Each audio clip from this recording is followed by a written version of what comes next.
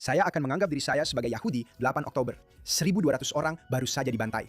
Saya rasa itu bukan soal memilih pihak, saya rasa itu soal memihak kemanusiaan. Setelah saya mulai lebih konsisten membuat postingan, dalam beberapa minggu setelah 7 Oktober, saya kehilangan antara 25 hingga 30 ribu pengikut di Instagram saja. Setiap kali kamu mengejar jalan kebenaran dan keaslian, kamu pasti akan kehilangan beberapa orang di sepanjang jalan. Dan kamu juga akan menarik orang-orang yang memang seharusnya ada dalam hidupmu. Hal terpenting bagi setiap orang Yahudi di seluruh dunia adalah datang ke Israel dan menghabiskan waktu di sini. Dan untuk merasakan keajaiban, merasakan energinya, jadilah benar-benar tanpa minta maaf, bangga dengan keyahudianmu. Ketakutan tidak pernah menang. Dan kita kembali di Quad Interviews, mewawancarai orang-orang yang sangat menarik. Dan hari ini aku mewawancarai seorang pria yang sangat menarik. Jeremy Awakens adalah nama dia di Instagram. Namanya Jeremy Aronson. Dia adalah seorang pengusaha di bidang kesihatan dan sekarang telah menjadi seorang aktivis. Jeremy, selamat datang. Saya sangat senang bisa berada di sini. Senang sekali kamu ada di sini. Jeremy, izinkan saya mulai dengan pertanyaan yang jelas. Jeremy Awakens, kamu terbangun pada tanggal 7 Oktober, bukan? Ya, saya akan menganggap diri saya sebagai seorang Yahudi 8 Oktober. Jadi ceritakan apa yang terjadi. Karena kamu tahu, kamu punya atau masih punya bisnis yang luar biasa. Kamu adalah pelatih kesehatan atau penasehat kesehatan. Kamu belum pernah ke Israel selama 12 tahun, kalau tidak salah. 13 tahun sebelum 7 Oktober. Ya. Ceritakan kepada kami tentang 7 Oktober. Dan apa yang terjadi dalam minggu-minggu setelahnya. Ya, tentu saja. Terima kasih sudah bertanya. Jadi pada dasarnya, saya datang ke Israel untuk pertama kalinya setelah lulus SMA. Saya ikut program Gap Year, dan saya bersenang-senang sekali. Saya berada di Bat Yam, Yerusalem, sebuah desa pemuda dekat Rehovot. Saya kembali beberapa musim panas setelah itu, ketika saya berusia 20 tahun. Dan kemudian kuliah di Amerika, di mana tidak ada komunitas Yahudi yang kuat. Dan saya jadi agak menjauh. Oke. Dan saya selalu sangat antusias tentang kesehatan dan kebugaran. Ayah saya adalah seorang ahli otak. Saya selalu tertarik pada otak. Dan saya mengejar kesehatan dan spiritualitas dengan segala cara yang mungkin, kecuali Yudaisme. Wow. Dan sebenarnya, beberapa minggu sebelum 7 Oktober, saya sedang melalui masa yang sangat kelam dalam hidup saya. Dan saya tidak ingin bangun dari tempat tidur di pagi hari selama beberapa minggu berturut-turut. Dan saya berpikir, apa yang kurang dari hidup saya? Ada semacam kekosongan yang harus saya hadapi, yang harus saya cari tahu apa sebenarnya akar penyebab mengapa saya merasa seperti ini. Dan saya hanya bermeditasi. Saya duduk sendiri suatu malam, dan saya benar-benar melihat Tuhan muncul di hadapan saya. Dan dia berkata, kemana saja kamu bro? Seperti Ini sebelum 7 Oktober. ini sekitar 2 minggu sebelumnya. Itu aneh. Iya. Dan Oke. itu terjadi tak lama setelah ulang tahun saya yang ke-33, saya rasa. Dan pada Shabbat itu, saya pergi ke Chabad di Miami Beach. Bahwa kamu belum pernah ke sana. Tidak. Maksudku, Lihat, jujur saja. Kamu tumbuh di keluarga Yahudi. Dan kamu dikelilingi oleh orang Yahudi di Miami. iya. Ini bukan komunitasmu. Pertanyaan yang bagus. Sebenarnya saya tumbuh besar di California, di Bay Area, di komunitas Yahudi yang sangat sekuler. Oke. Tidak kuat sama sekali. Dan ketika saya pindah ke Florida Selatan, sekitar lebih dari 10 tahun yang lalu, saya sebenarnya mencoba untuk membaur di komunitas Yahudi. Makan malam Shabbat pertama yang saya hadiri di Aventura, Florida, jika kamu tahu. Ya. Saya duduk setelah Rabi membacakan Kiddush. Dan pria di sebelah saya berkata, itu menyebalkan. Dan saya bilang, apa yang menyebalkan? Dia bilang, kamu tidak bisa dimakamkan di pemakaman Yahudi karena kamu punya tato. Ah, sudahlah. Dan saya bilang, bro, kita bahkan belum punya. Jangan Begitu bilang caramu halo. memulai hubungan ini. Pertama-tama, itu sama sekali tidak benar. Kalau tidak, para penyintas Holocaust yang memiliki tato di lengan mereka tidak akan dimakamkan di pemakaman Yahudi. Ya, dan yang lebih penting lagi, itu semakin memperkuat alasan kenapa aku sebelumnya tidak tertarik dengan Yudaisme. Karena beberapa orang membuatmu jadi tidak suka. Aku merasa itu sangat. Aku merasa orang-orang religius memandang rendah orang-orang yang tidak sereligius mereka. Seolah-olah mereka lebih rendah. Dan itu adalah sesuatu yang sekarang aku merasa seperti sedang menjalankan misi untuk benar-benar mempersatukan orang Yahudi. Aku tidak peduli apakah kamu Sefardi, Ashkenazi, kiri, kanan, biru, merah, religius, tidak religius. Kita semua adalah bagian dari suku yang unik ini. Kita hanya 2/10% dari populasi dunia. Kenapa kita malah 0,02? menciptakan 2? Orang-orang terus bilang 0,02. Kamu yakin? Aku cukup yakin. 0,02%. Apapun itu, kita akan melihatnya. Kita akan cek faktanya. Apapun itu kan, jumlah kita 15 juta. Di tengah lautan 8 miliar orang. Dan aku berpikir, kenapa kita menciptakan perpecahan di dalam kelompok kita sendiri? Ya, itu memang tradisi besar Yahudi kan, berdebat. Pertanyaannya adalah, kapan perdebatan demi tujuan yang suci, seperti yang kita katakan, berubah menjadi perpecahan yang beracun dan buruk? Tapi mari kita kembali ke 2 minggu sebelum, 7 Oktober. Lalu apa yang Jadi, terjadi ya, pada sedikit 7 melenceng. Oktober? Ya, tidak apa-apa. Jadi intinya, itu yang terjadi. Jadi kamu mengalami semacam pencerahan beberapa minggu sebelum 7 Oktober ketika kamu berpikir, aku butuh lebih banyak spiritualitas Yahudi dalam hidupku. Tepat sekali. Jadi kamu pergi ke Chabad. Saya pergi ke Chabad pada hari Senin berikutnya. Rabi dari Chabad menemui saya di kedai kopi, tempat saya biasa bekerja di pagi hari di Miami Beach. Dan kami mulai memakai tefillin di sana. Dia akan datang begitu saja. Dia naik sepedanya. Kami memakai tefillin. Kami ngobrol sedikit. Lalu kami melanjutkan hari kami masing-masing. Dan yang terjadi adalah orang-orang Yahudi lain di kafe itu melihatnya. Dan kami mulai membentuk komunitas kecil di sana. Lalu saya membuat sesuatu yang disebut geng tefillin. Ini terjadi tepat sebelum 7 Oktober. Geng tefillin dibuat sedikit setelahnya. Tapi seperti Kamu sudah orang-orang mulai duluan. terinspirasi, aku mulai memakai tefillin tepat sebelum 7 Oktober. Dan aku membagikannya di storyku. Dan orang-orang bilang, aku bahkan nggak tahu kalau kamu Yahudi. Dan itu membuat orang-orang religius yang sudah jauh dari Yudaisme jadi kembali lagi. Seperti ini menarik. Seperti anak yang aku ikuti ini sepertinya sedang lebih mendalami Yudaisme. Seperti itu menarik. Mungkin aku juga ingin kembali merasakan energi itu. Lalu langsung ke 7 Oktober. Aku ingat itu hari Minggu. Aku sedang berada di Soho Beach House di Miami Beach, bersenang-senang di kolam renang rooftop. Dan salah satu temanku yang bersamaku saat itu menunjukkan ponselnya. Dia bilang, bro, ada kejadian gila di Israel. Awalnya aku berpikir, di Israel memang selalu ada kejadian gila. Tapi dia bilang, enggak, ini sepertinya lebih serius. Jadi tak lama setelah itu, aku pulang ke rumah dan mulai mencari tahu. Dan aku benar-benar kaget, ini benar-benar gila. Dan yang lebih gila lagi adalah, aku ingat mungkin keesokan harinya, 8 Oktober, aku memposting story di Instagram. Aku bilang, ini benar-benar tragis kamu tahu. Dan aku punya banyak orang yang sebenarnya aku kira adalah temanku di komunitas spiritual, di komunitas Miami. Dan mereka bilang, kamu menciptakan perpecahan dan memecah belah umat manusia dengan memilih satu pihak. Dan aku bilang, maksudmu apa bro? 1.200 orang baru saja dibantai. Aku tidak merasa itu memilih satu pihak. Aku rasa itu memilih pihak kemanusiaan. Menurutku, tidak kontroversial untuk mengecam serangan teror kejam itu. Oke, Yahudi atau bukan Yahudi omong-omong. Aku di tim human kan? Jadi itu yang terjadi. Dan lalu, apakah mereka orang-orang yang tidak kamu duga? Iya, Seperti mereka yang mengkritikmu karena mengambil sikap. dengar. Aku sudah sangat kebal terhadap kritik dan dikucilkan. Juga orang-orang yang ngomongin hal buruk tentangku. Kau tahu, sejak awal 2020.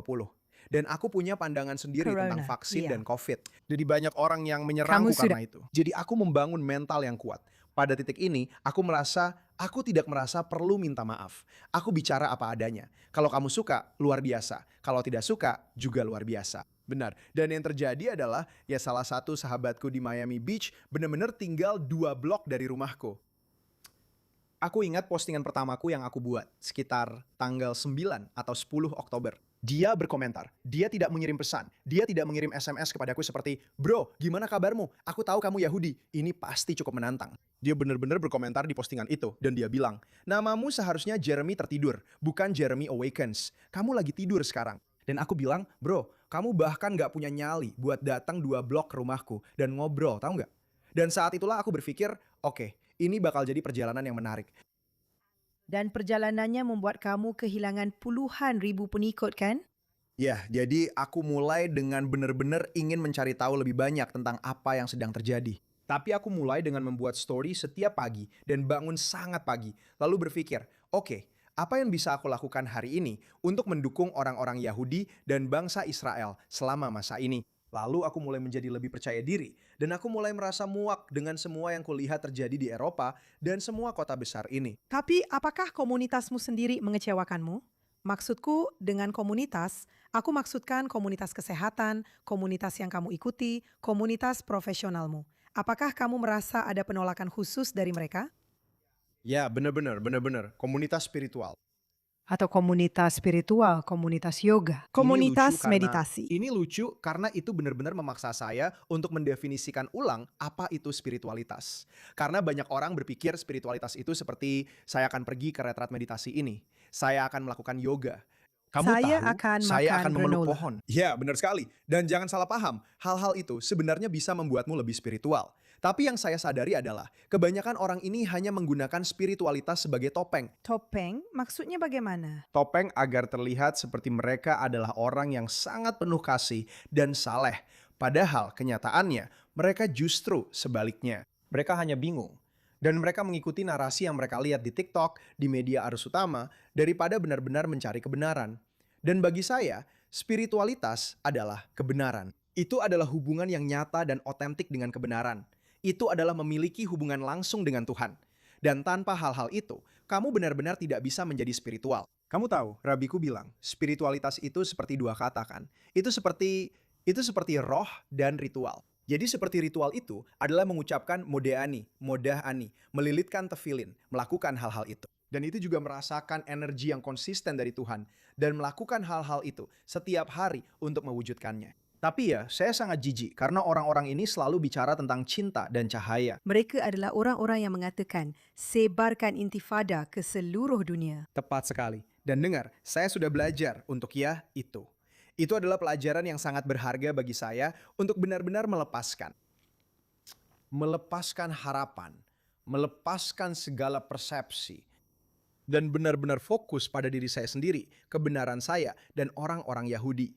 Itu sangat jelas bagi saya. Jadi untuk menjawab pertanyaanmu, setelah saya mulai lebih konsisten memposting dalam beberapa minggu setelah 7 Oktober, saya kehilangan antara 25 hingga 30 ribu pengikut di Instagram saja. Itu banyak sekali. Dan dalam proses itu, yang sangat indah adalah orang-orang yang tetap mengikuti saya benar-benar semakin mendukung misi saya. Ada begitu banyak orang Yahudi dari berbagai tempat yang berkata, saya sudah mengagumi Anda sebelumnya, saya tidak tahu kalau Anda Yahudi. Dan sekarang saya semakin mengagumi Anda. Dan sekarang rasanya seperti, wow, kita sedang menjalani perjalanan ini sekarang. Seolah-olah kita semakin serius menjalaninya. Jadi menurut saya, pelajaran yang sangat berharga adalah, setiap kali Anda menempuh jalan kebenaran dan keaslian, Anda pasti akan kehilangan beberapa orang di sepanjang perjalanan. Dan Anda juga akan menarik orang-orang yang memang seharusnya ada dalam hidup Anda. Saya setuju. Itu seperti penyaring untuk orang-orang bodoh. Ya, itu cara yang sangat bagus untuk mengatakannya. Itu hanya penyaring untuk orang-orang jahat. Begitulah menurut saya. Atau setidaknya orang-orang yang bingung. Atau mereka yang bahkan tidak mau meluangkan waktu. Kamu tahu, aku punya banyak teman di luar negeri yang kehilangan banyak teman. Orang-orang yang mereka kira adalah teman.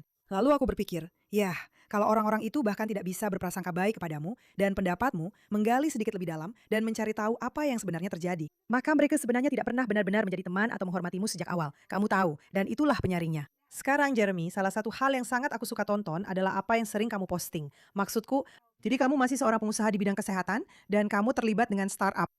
Dan kamu juga telah mengembangkan beberapa perusahaan sosial. Geng tefilinmu dan sofa syabatmu, syabat, memperluas syabat, yang menurutku adalah salah satu hadiah yang orang Yahudi berikan kepada dunia, yaitu syabat. Dan Charlie Kirk, semoga arwahnya tenang, menulis sebuah buku tentang hal itu. Tentang satu hari dalam seminggu di mana kita bisa melepaskan diri bersama keluarga kita, memahami bahwa semua ini tentang sesuatu yang lebih besar dari kita. Aku benar-benar percaya itu. Tapi yang benar-benar aku nikmati adalah saat kamu membuat konten tentang kehidupan kencanmu di Israel dan kehidupan kencanmu di Miami. Dan aku ingin bertanya padamu sebagai bujangan idaman. Ceritakan pada kami beberapa perbedaan tak terduga yang sebenarnya tidak kamu duga saat kamu mulai datang dan menghabiskan lebih banyak waktu di sini, di Israel. Oke, itu pertanyaan yang bagus. Jadi ini menarik karena aku sangat terbuka dengan banyak hal di media sosial. Kamu memang benar-benar begitu. Tapi aku juga ada hal-hal tertentu yang tidak terlalu banyak aku bagikan. Jadi seperti aku tidak membagikan hal-hal spesifik seperti, hey, aku pergi kencan dengan cewek ini tadi malam dan begini jalannya. Hal-hal seperti Tidak, tapi itu kamu bilang hanya secara untuk... umum, kesan umum. Tentu. Jadi begini yang akan saya katakan. Saya pikir wanita di Amerika bisa belajar banyak dari wanita Israel. Oke, mari kita mulai dengan yang pertama, yaitu rasa hormat pada diri sendiri. Sangat normal, terutama di tempat seperti Miami, tapi saya pikir secara umum di seluruh Amerika untuk pergi berkencan beberapa kali dengan seorang gadis, lalu tidur dengannya. Seolah-olah itu sudah jadi ekspektasi. Itu hampir menjadi hal yang normal, bukan? Di Israel, itu bukan hal yang normal. Kamu benar-benar harus membangun hubungan yang lebih dalam dan bermakna dengan wanita tersebut. Kamu harus membuatnya merasa aman. Dia harus benar-benar bisa mempercayaimu jika dia ingin membiarkanmu sedekat itu dengannya. Dan menurutku itu indah. Aku pikir memang seharusnya seperti itu. Sekali lagi, hampir setiap gadis Israel pada umumnya pernah bertugas di militer saat mereka berusia 18 tahun. Jadi mereka juga memiliki tingkat kemandirian, kekuatan, dan ketahanan yang sangat berbeda. kedewasaannya. Pikirkan saja, gadis-gadis berusia 18 tahun di Amerika sedang mabuk sampai hilang kesadaran di kampus. Melakukan segala macam hal. Dan sekali lagi, saya tidak di sini untuk menghakimi itu. Tapi saya hanya ingin mengatakan, seperti jalan mana yang saya ingin calon istri saya jalani. Atau putri Anda. Tepat sekali. Jadi itulah beberapa perbedaan mendasar. Itulah beberapa perbedaan mendasar. Saya rasa wanita-wanita Israel juga, dari segi fisik murni, jauh lebih menarik daripada gadis-gadis di Miami. Saya rasa Miami memiliki, Banyak wanita cantik. Miami memang dikenal dengan wanita-wanita cantiknya. jadi menurut saya disinilah perbedaannya. Baiklah, Miami punya banyak cewek-cewek seksi. Kamu tahu, banyak yang pakai makeup tebal, suntik bibir, implan payudara. Sekali lagi, saya nggak di sini untuk menghakimi hal-hal itu. Itu tubuhmu, pilihanmu. Lakukan apapun yang kamu mau. Oke. Tapi salah satu hal yang menurut saya paling menarik dari kebanyakan wanita di Israel adalah mereka pada umumnya terlihat cukup natural. Seperti mereka punya pancaran khas Mediterania. Seperti mereka punya aura yang indah. Dan saya pikir aura itu berasal dari keterhubungan yang lebih dalam dengan jiwa mereka. Dan mereka tampak lebih percaya diri dengan tubuh mereka. Seperti mereka tidak merasa perlu melakukan botox, suntik bibir, atau implan. Mungkin juga ada tekanan sosial yang lebih sedikit. Kamu juga harus memahami lingkungannya. Mungkin di sini tidak sesuperficial itu karena kita tidak punya waktu. Kamu tahu, kita harus melawan musuh. Jadi mungkin kita memang punya lebih sedikit waktu untuk perawatan seperti itu. Tapi aku dengar para frechas punya waktu untuk itu. Ya, mungkin. Jadi Jeremy, kembali ke inisiatif luar biasa kamu. Ceritakan sedikit tentang komunitas tefilin kamu. Apa saja kegiatannya sekarang, acara syabat kamu, dan juga bisnismu. Kamu juga sedang mencoba membawa beberapa produk kesehatan baru ke negara ini. Tentu saja, biar saya ada satu hal lagi yang ingin saya sebutkan. Tentang Sebenarnya perempuan. tentang perempuan dan perbandingannya. Dan sekali lagi, saya akan membuat perbandingan singkat antara perempuan di Miami dan perempuan di Israel. Baiklah. Jadi saya bisa pergi kencan dengan seorang gadis di Miami dan membawanya makan malam yang sangat mewah, mengobrol dengan asik, dan tentu saja membayar tagihannya. Begitulah peran pria, menghabiskan $500 dan mungkin hanya mendapat ucapan terima kasih di akhir malam. Serius? Iya, ada sikap merasa sangat berhak karena begitu banyak gadis-gadis ini diterbangkan ke Mykonos. Mereka diterbangkan ke Saint-Tropez oleh pria acak dari Instagram. Dan ekspektasi yang tercipta dari situ benar-benar luar biasa. Seperti itu membuat semuanya jadi sangat kabur, karena semuanya terasa sangat transaksional kan? Ketika berbicara tentang kencan di tempat seperti Miami, tentu saja saya sedang menggeneralisasi. Jelas, masih ada hubungan yang benar-benar nyata, tapi itu adalah hal besar. Dan kemudian di sisi lain spektrum, seperti saat pergi dengan seorang gadis di Israel, saya akan memesankan kendaraan untuknya dari rumah ke restoran dan memastikan untuk membukakan pintu untuknya. Seperti melakukan apa yang menurut saya adalah hal-hal dasar yang seharusnya dilakukan seorang pria. Iya. Dan ada semacam kebingungan seperti, siapa kamu? Dan saya bilang, tidak, ini memang begitu. Apakah ini nyata? Dan saya bilang, mungkin orang-orang Israel memang memasang standar rendah soal sikap kesatria. Tidak. Hampir tidak ada sikap kesatria di sini. Jadi itu juga sesuatu yang saya hargai. Karena menurut saya rasa syukur adalah dinamika yang sangat penting dalam Aku hubungan. setuju denganmu. Bagiku, ini adalah ujian bagi seseorang jika mereka tidak tahu berterima kasih. Tidak tahu berterima kasih, maaf, atau apakah seseorang itu tahu berterima kasih. Karena bersyukur berarti menghargai apa yang telah Tuhan berikan kepadamu. Pada akhirnya. Dan saya yakin itu telah membantumu. Sudah berapa lama kamu menikah? Saya sudah menikah hampir 28 tahun. Wah, Baruch Hashem. Ya. Kami akan merayakannya dalam 2 minggu lagi, 28 tahun. Dan tanpa mengetahui apapun tentang pernikahan Anda, saya akan berasumsi bahwa kalian meluangkan waktu sesekali untuk saling menunjukkan penghargaan dan cinta satu sama lain. Saya pikir triknya atau rahasianya adalah kami berdua merasa bersyukur. Kamu tahu, kami berdua masih merasa bersyukur karena telah menemukan satu sama lain. Jadi menurut saya itu penting, karena itu bukan sesuatu yang pasti. Saya punya banyak teman luar biasa yang belum pernah menemukan cinta atau yang masih mencari. Dan saya merasa saya seperti memenangkan lotre. Begitulah cara saya melihatnya. Dan saya pikir suami saya juga merasakan hal yang sama. Jadi rasa syukur adalah bagian penting. Itu juga merupakan bagian penting dalam Yudaisme. Hal pertama yang kami ucapkan saat bangun di pagi hari adalah terima kasih Tuhan karena saya bisa bernapas, saya bisa bangun, saya bisa berjalan, saya bisa melihat. Itu sangat luar biasa. Doa, mode ani, itu semua tentang rasa syukur. Dan menurut saya, semakin bersyukur seseorang atau semakin sering seseorang mempraktikkan rasa syukur secara aktif, maka semakin bahagialah dia. Ya. Semakin bahagia kamu karena kamu tidak melihat apa yang tidak kamu miliki, melainkan melihat apa yang kamu miliki. Itulah. Itulah rasa syukur. Dan itu salah satu alasan, kembali lagi ke Yudaisme, salah satu hal yang benar-benar saya hargai adalah kita meluangkan waktu untuk bersyukur atas segala hal. Tepat sekali. Tangan kita di pagi hari. Kamu tahu, sebelum kita makan, setelah kita ke kamar mandi, itu benar-benar seperti mengambil dosis kecil energi Hashem sepanjang hari. Dan mengangkatnya ke tingkat spiritual. Tepat sekali. Dan semuanya tentang rasa syukur. Aku setuju denganmu soal itu. Jadi, kembali ke Jadi pertanyaan maksudmu gadis-gadis Israel lebih bersyukur saat kamu membukakan pintu? Iya, maksudku, dan sekali lagi, sebagian besar, aku juga pernah mengalami beberapa pengalaman yang sangat menarik. Misalnya, komunikasi yang sangat buruk. Maksudku, aku sudah banyak berusaha untuk memperbaiki diri agar menjadi komunikator yang lebih baik dan mengekspresikan diriku, serta apa yang aku rasakan. Dan aku sadar bahwa mungkin agak tidak biasa bagi beberapa wanita Israel untuk terhubung dengan pria yang sangat terbuka dan jujur seperti itu. Iya, biasanya mereka tidak mendengarkan. Itu masalahnya. Jadi aku punya pengalaman yang sangat menarik, nanti akan kuceritakan di luar siaran karena memang sangat membingungkan bagiku. Dalam 35 tahun hidupku, yang satu ini benar-benar membuatku sangat bingung setelahnya. Tapi bagaimanapun, kembali ke pertanyaan awalmu tentang Tefillin Gang, Solve for Shabbat. Salah satu alasan kenapa aku merasa sangat terputus dari Yudaisme hampir sepanjang hidupku adalah karena aku merasa ada pemisahan antara agama dan spiritualitas. Dan rasanya seperti aku itu spiritual, tapi aku tidak religius. Atau aku religius, tapi aku tidak spiritual. Bagiku, aku ingin menjembatani kesenjangan itu.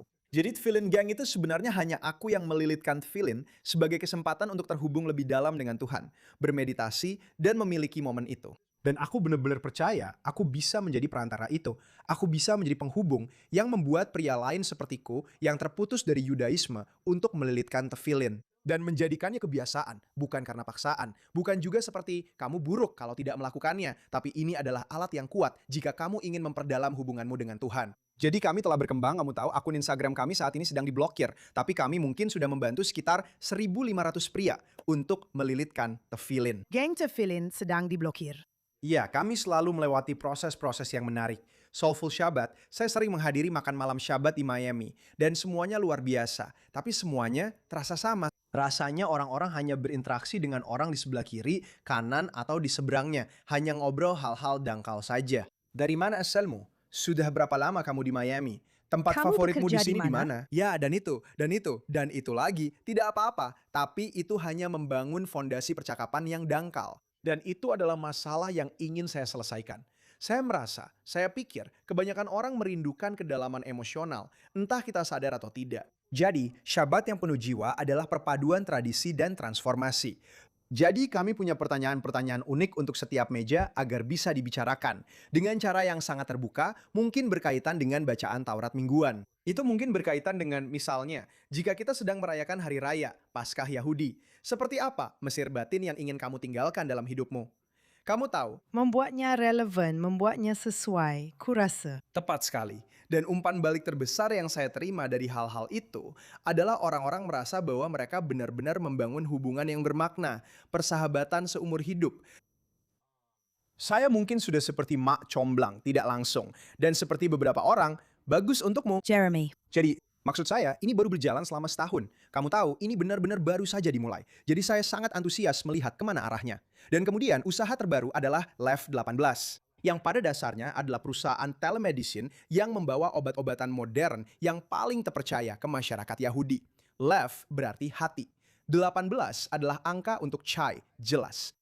Jadi kami akan fokus pada penurunan berat badan dan metabolisme. kesehatan seksual pria, dan juga membantu orang-orang dengan kondisi autoimun Bagus. seperti PCOS, penyakit Crohn. Jadi kami akan menggunakan peptida dan obat-obatan lainnya. Dan kami memiliki dokter bersertifikat di semua 50 negara bagian di Amerika. Itu luar biasa. Dan kemudian semoga setelah kami meraih banyak kesuksesan di tahun pertama di Amerika, mungkin kami bisa datang ke Israel dan Semoga membawa begitu. cinta. 18 di sini. Jadi Jeremy, sekarang kamu menghabiskan beberapa minggu di sini. Kamu sudah menghabiskan cukup banyak waktu di sini sejak 7 Oktober. Dan kamu benar-benar, aku melihat kontenmu dan kamu benar-benar berusaha membuat kehidupan di Israel, khususnya Tel Aviv, lebih mudah dipahami oleh orang-orang yang belum mengenalnya. Kamu tahu, orang-orang yang tidak tahu seperti apa kehidupan di sini. Kalau aku tidak salah, kamu juga sudah berada di sini selama beberapa perang, atau setidaknya saat serangan Iran. Apa pesan utama kamu ketika bertemu dengan orang-orang yang sama sekali tidak punya hubungan atau bahkan punya pandangan negatif tentang Israel? Apa hal pertama yang kamu coba sampaikan kepada mereka?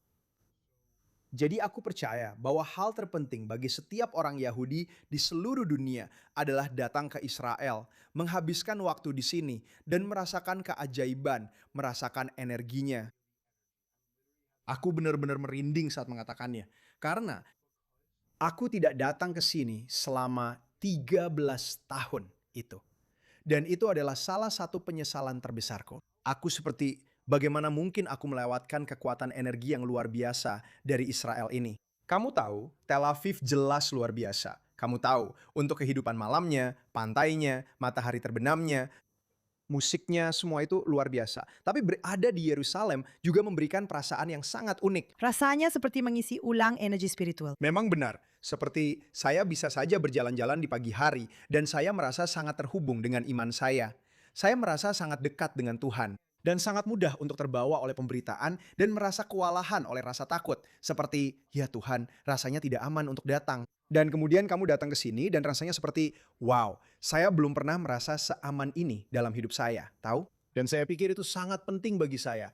Semakin banyak anak muda Yahudi yang sebenarnya anti-Israel. Ya, Dan saya itu dan- adalah... Dan kamu tahu, di Amerika sekarang, kamu sebagai seorang Yahudi kelahiran Amerika, melihat sekeliling dan kamu melihat antisemitisme yang mungkin belum pernah kamu lihat atau alami seumur hidupmu. Kamu melihatnya dari kiri. Kamu melihatnya dari kanan. Bagaimana kamu? Apa caramu? Apa cara yang benar-benar bisa kita lakukan untuk mengatasi ini, menghadapi ini? Apa yang seharusnya dilakukan oleh Yahudi Amerika? Jadi menurut saya, yang pertama, setiap Yahudi Amerika perlu menghabiskan lebih banyak waktu di Israel. Oke. Yang kedua adalah benar-benar tanpa minta maaf, bangga dengan Yudaisme Anda. Seperti sekarang, saya sedang memakai bintang Daud yang sangat kecil. Biasanya saya memakai yang lebih besar. Saya kehilangannya. Tapi saya mendengar tentang orang-orang Yahudi di kota New York yang menyembunyikan bintang mereka. Iya. Mereka mengganti nama mereka di Uber karena mereka tidak ingin Supirnya. supirnya mungkin tahu bahwa mereka Yahudi. Dan yang harus saya katakan kepada orang-orang itu adalah bahwa kalian sebenarnya membuat masalahnya menjadi lebih buruk. Saya setuju. Kalian memperpanjang siklus ini. Tapi mereka takut, Jeremy. Mereka takut, dan itu nyata. Yang juga nyata adalah bahwa ketakutan tidak pernah menang.